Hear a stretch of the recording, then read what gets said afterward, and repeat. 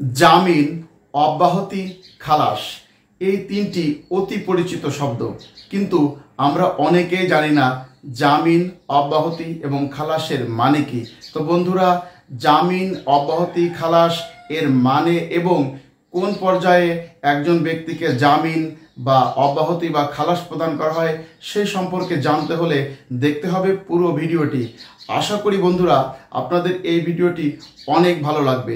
জামিন ইংরেজিতে বেইল বলা হয়, অব্যাহতি ইংরেজিতে বলা হয় ডিসচার্জ, আর খালাসকে বলা হয় অ্যাকুইটাল। জামিন কি সে জিনিসটা বুঝতে হবে। জামিন কে দিতে পারে? জামিন দিতে পারে থানার ভারপ্রাপ্ত কর্মকর্তা বা কোনো ম্যাজিস্ট্রেট আদালত। জামিন দিতে পারে কোনো থানার ভারপ্রাপ্ত কর্মকর্তা, কোনো ম্যাজিস্ট্রেট আদালত। কাকে জামিন দিতে পারে? অভিযুক্ত ব্যক্তিকে। তাহলে জামিন কি? আসুন বন্ধুরা একটু আলোচনা করি। জামিন কোনো থানার ভারপ্রাপ্ত কর্মকর্তা বা আদালত কর্তৃক মামলার অভিযুক্তকে জামিনদার সহ বা ব্যতীত মুচলেকা সম্পাদনের পর শর্ত সাপেক্ষে মুক্তি দেওয়াকে জামিন বলে। বন্ধুরা, জামিন এক কথায় যদি বলতে হয় শর্ত সাপেক্ষে মুক্তি। জামিন এক কথায় বলতে গেলে শর্ত সাপেক্ষে মুক্তি। ফৌজদারি কার্যবিধির 496, 497 ধারা, পিআরবি 317 বিধি। ফৌজদারি কার্যবিধির 496 ধারায় বলা হয়েছে, জামিনযোগ্য অপরাধে অভিযুক্ত কোনো ব্যক্তি থানার ভারপ্রাপ্ত কর্মকর্তা কর্তৃক বিনা পরোয়ানায় গ্রেপ্তার হলে বা তিনি আদালতে হাজির হলে বা তাকে আদালতে হাজির করা হলে তিনি যদি জামিন নিতে প্রস্তুত থাকেন তাহলে তাকে জামিনে মুক্তি দিতে হবে। এখানে বন্ধুরা, জামিনযোগ্য অপরাধে অভিযুক্ত কোনো ব্যক্তি জামিন পাওয়ার তার অধিকার। এখানে একটি নির্দেশমূলক কথা আছে যে তাকে জামিন দিতে হবে। তার মানে হচ্ছে জামিনযোগ্য অপরাধে অভিযুক্ত ব্যক্তি জামিন পাওয়ার এটা তার অধিকার। ফৌজদারি কার্যবিধির 496 ধারায় বলা হয়েছে, জামিন অযোগ্য অপরাধে অভিযুক্ত কোনো ব্যক্তিকে থানার ভারপ্রাপ্ত কর্মকর্তা কর্তৃক বিনা পরোয়ানায় গ্রেপ্তার করা হলে বা বিনা পরোয়ানায় যদি সে আটক থাকে বা তিনি যদি আদালতে হাজির হলে বা তাকে আদালতে হাজির করা হলে জামিন অযোগ্য অপরাধে অভিযুক্ত ব্যক্তিকেও তার জামিনদার সহ বা ব্যতীত মুচলেকা সম্পাদনের পর তাকে জামিনে মুক্তি দিতে পারবেন।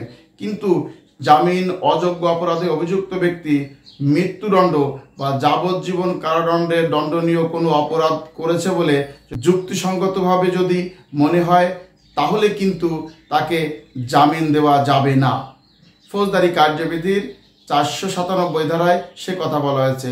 তবে মৃত্যুদণ্ড বা যাবজ্জীবন কারাদণ্ডে দণ্ডনীয় অপরাধে অভিযুক্ত হলেও যদি সেই ব্যক্তি 16 বছরের কম বয়স্ক হয়, স্ত্রীলোক হয় বা পীড়িত বা অক্ষম ব্যক্তি হয় তাহলে কিন্তু তাকে জামিনে মুক্তি দিতে পারবেন। ফৌজদারি কার্যবিধির 497 ধারা।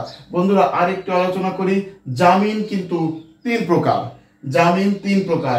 একটি স্থায়ী জামিন, একটি অস্থায়ী জামিন আর একটি আগাম জামিন। কার্যবিধির 496 ধারায় জামিনযোগ্য অপরাধে অভিযুক্ত ব্যক্তি যে জামিন পায় সেটা স্থায়ী জামিন। অস্থায়ী জামিন ফৌজদারি কার্যবিধির 497 ধারা, অর্থাৎ জামিন অযোগ্য অপরাধে অভিযুক্ত ব্যক্তি যখন জামিন পান সেটা অস্থায়ী জামিন। যে কোনো মুহূর্তে কিন্তু এই জামিন বাতিল হতে পারে, এর কিছু শর্ত আছে। সে বিষয়টি আলোচনা করতে গেলে অনেক বড় হয়ে যাবে ভিডিও। তো বন্ধুরা, আগাম জামিন হচ্ছে ফৌজদারি কার্যবিধির 498 ধারা। তো 498 ধারায় এই আগাম জামিন মঞ্জুর করতে কে পারে? দায়রা আদালত পারে এবং হাইকোর্ট বিভাগ। আপনারা জানেন আদালত 2 প্রকার, একটি জুডিশিয়াল ম্যাজিস্ট্রেট আদালত আর একটি দায়রা জজ আদালত। আগাম জামিন মঞ্জুর করতে পারেন দায়রা আদালত এবং হাইকোর্ট বিভাগ। এবার বন্ধুরা, জামিন সম্পর্কে অবশ্যই আশা করি বুঝতে পেরেছেন। জামিন মানে শর্ত সাপেক্ষে মুক্তি। 2 নম্বর অব্যাহতি। এক কথা যদি অব্যাহতি কি বা অব্যাহতি বা ডিসচার্জ কাকে বলে? সাময়িক মুক্তিকে অব্যাহতি বলে, যেটা সাময়িক মুক্তি। সাময়িক মুক্তি বলতে যে কোনো মুহূর্তে এই ব্যক্তিকে মুক্তি দিলেও সে মামলার প্রয়োজনে আদালত তাকে ডাকতে পারবেন বা মামলায় অন্তর্ভুক্ত করতে পারবেন। তাহলে অব্যাহতি বন্ধুরা আমি অব্যাহতির বিষয়টা বলার আগে বলি, অব্যাহতি কিন্তু ফৌজদারি কার্যবিধির ভিতর 4টে জায়গায় পেয়েছি অব্যাহতি সম্পর্কে। আপনারা যদি আরো কোনো জায়গায় অব্যাহতির বিষয় থেকে থাকে তাহলে আপনারা অবশ্যই কমেন্ট করে সেই বিষয়টি আমাকে জানাবেন। তো অব্যাহতি এক হচ্ছে ফৌজদারি কার্যবিধির 241 ক। ফৌজদারি কার্যবিধির 241 কতে বলা হয়েছে যে চার্জ গঠনের পূর্বে বাদীর সাক্ষ্য গ্রহণ এবং বাদী এবং আসামির জবানবন্দি গ্রহণ করার পরে যদি আদালত মনে করেন যে অভিযোগটি ভিত্তিহীন, তাহলে কিন্তু কারণ লিপিবদ্ধ করিয়া আসামিকে অব্যাহতি দিতে পারবেন। সেই অভিযোগ থেকে আসামিকে কি অব্যাহতি দিতে পারবেন। ফৌজদারি কার্যবিধি 241 কতে সেই কথা বলা হয়েছে। এরপরে আসে ফৌজদারি কার্যবিধির 249 ধারা। এই ধারা বলা হয়েছে যে মামলার যিনি ফরিয়াদি তিনি যদি অনুপস্থিত থাকে, তাকে বারবার ডাকার পরেও যদি ফরিয়াদি না আসে বা তিনি অনুপস্থিত থাকে, তাহলে মামলার কার্যক্রম বন্ধ করিতে পারবেন। তো সেই জন্য বলা হয়েছে যে নালিশ ব্যতীত অন্য কোনো উপায় মামলায় কোনো মেট্রোপলিটন ম্যাজিস্ট্রেট, প্রথম শ্রেণীর ম্যাজিস্ট্রেট অথবা ক্ষমতা সম্পন্ন অন্য কোনো ম্যাজিস্ট্রেট কারণ লিপিবদ্ধ করিয়া মামলার যে কোনো পর্যায়ে সবকিছু বিশ্লেষণ করে যদি মনে করেন মামলা চালাইবার মতো কোনো হেতু নাই, তাহলে খালাস বা দণ্ডের রায় প্রকাশ না করিয়াও তিনি মামলার কার্যক্রম বন্ধ করিতে পারিবেন এবং আসামিকে অব্যাহতি দিতে পারবেন। আর কোন ক্ষেত্রে পারবেন?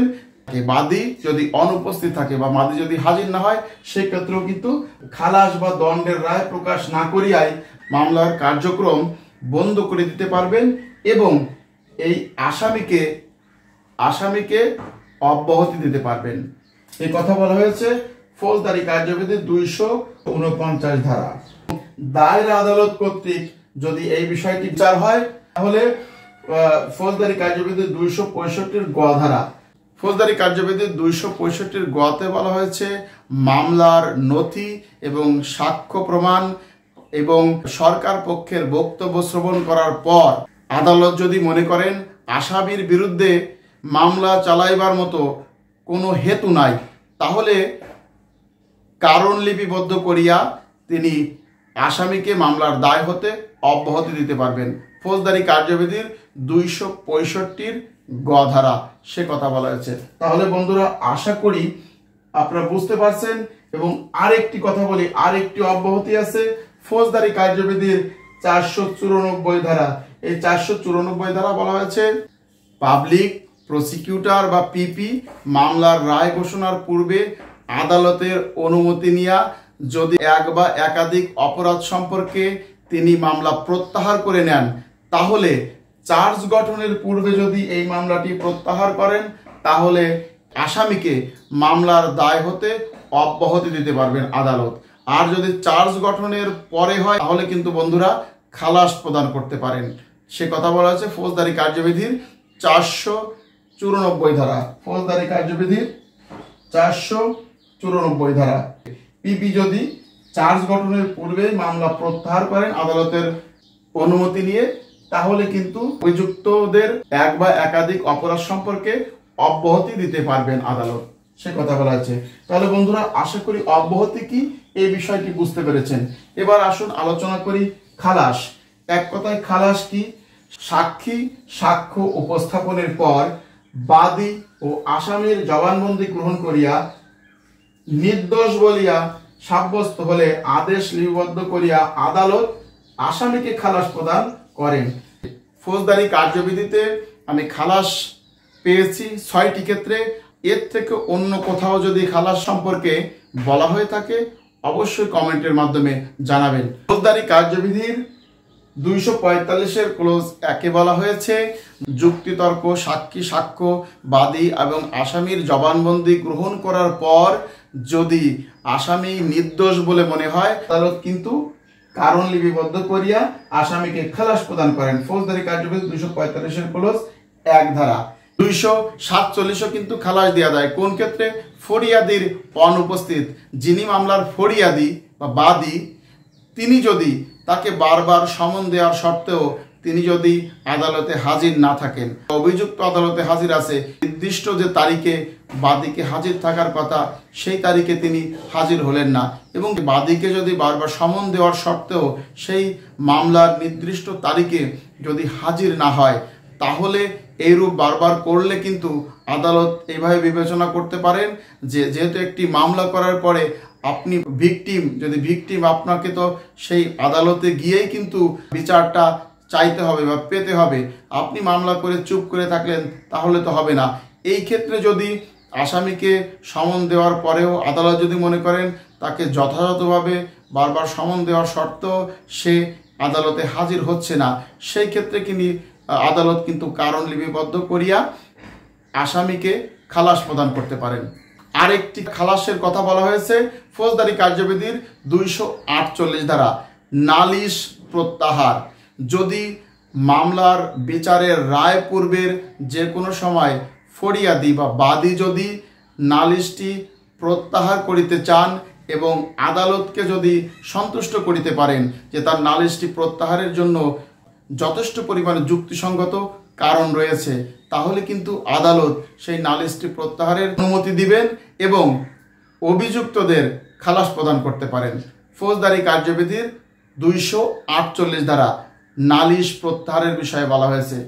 তার মানে সময় বলা হয় মামলা হলে মামলা বিচারকালে যে কোনো মুহূর্তে বাদী মামলা তুলে নেয়, এই বিষয়ে বলা হয়েছে। বাদী যদি মামলা তুলে নেয় সেই ক্ষেত্রে কিন্তু আদালত যদি মনে করেন যে বাদীর আবেদনের পরিপ্রেক্ষিতে যে তার মামলাটি তুলে নেওয়ার মতো পর্যাপ্ত পরিমাণে কারণ রয়েছে বা এই মামলাটি প্রত্যাহার করার মতো পর্যাপ্ত পরিমাণে কারণ রয়েছে, তাহলে কিন্তু আদালত তার মামলা প্রত্যাহারের অনুমতি দিবেন, মামলার অভিযুক্ত ব্যক্তিদের খালাস প্রদান করতে পারেন। ফৌজদারি কার্যবিধির 248 ধারা। ফৌজদারি কার্যবিধির 265 বর্গের যতে বলা হয়েছে দায়রা আদালতে বিচারের সময় চার্জ গঠনের পূর্বে বাদী পক্ষের সাক্ষ্য গ্রহণ, বাদী এবং আসামির জবানবন্দি গ্রহণ করার পর আদালত যদি মনে করেন আসামি কোনো অপরাধ করিয়াছে, এরূপ কোনো সাক্ষ্য প্রমাণ নাই, তাহলে দায়রা আদালত তাকে খালাস প্রদান করতে পারেন। ফৌজদারি কার্যবিধির 265 বর্গের জ, যদি আদালত এরূপ খালাস প্রদান না করেন তাহলে কিন্তু আসামি পক্ষের বক্তব্য শ্রবণ করবেন, অর্থাৎ ট্রায়াল চলবে। আসামি পক্ষের বক্তব্য এবং যুক্তিতর্ক উপস্থাপন শেষে যদি আসামি নির্দোষ প্রমাণ হয় তাহলে কিন্তু ফৌজদারি কার্যবিধির 265 টতে কিন্তু দায়রা আদালত আসামিকে খালাস প্রদান করেন। আশা করি বন্ধুরা বুঝতে পেরেছেন। তো বন্ধুরা, এক কথায় জামিন যদি বলা হয় তাহলে শর্ত সাপেক্ষে মুক্তিকে জামিন বলে, যদি অব্যাহতি বলা হয় সাময়িক মুক্তিকে অব্যাহতি বলে। কারণ অব্যাহতি প্রদান কিন্তু মামলা শেষ না, মামলার প্রয়োজনে আদালতের প্রয়োজনে যে কোনো মুহূর্তে সেই অভিযুক্তকে আদালত ডাকতে পারবেন এবং এই মামলায় অন্তর্ভুক্ত করতে পারবেন। আর খালাস যদি হয় সেই ক্ষেত্রে কিন্তু চিরতরে মুক্তি, অর্থাৎ একটি মামলা বিচারের শেষে খালাস প্রদান করলে চিরতরে মুক্তি। ফৌজদারি কার্যবিধির 403 ধারায় বলা হয়েছে একবার কোনো অপরাধে যদি কোনো ব্যক্তির দণ্ড বা কোনো ব্যক্তি খালাস হয় পুনরায় আর তার সেই অপরাধের বিচার হবে না। তো বন্ধুরা, আশা করি এই বিষয়গুলো আপনারা বুঝতে পেরেছেন। বন্ধুরা, আজকের মতো আলোচনা এখানে শেষ করছি। ভালো থাকবেন সবাই। ধন্যবাদ সবাইকে।